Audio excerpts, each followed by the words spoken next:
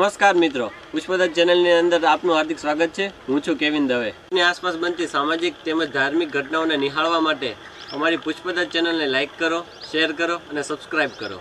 શ્રી આદિજીન યુવક charitable trust મુંબઈથી પધારેલા શ્રી નવીનભાઈ ગાલા દ્વારા કસ્તુરબા વિદ્યાલય પાણીયાળી શાળામાં ધ્વજવંદન કરેલ અને શશિકાંતભાઈ શાહ દ્વારા પાલિતાણા તાલુકાની લોક વિદ્યાલય સંસ્થા વાળુકડમાં 78મા સ્વતંત્રતા ઉજવણી સાથે બાળકોને બિસ્કિટ, રેનકોટ અને નોટબુકનું વિતરણ કરવામાં આવ્યું।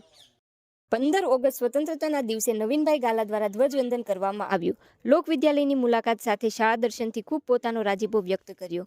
શાળામાં પંખો તેમજ વિદ્યાર્થીને નોટબુક, બિસ્કિટનું વિતરણ કરવામાં આવ્યું।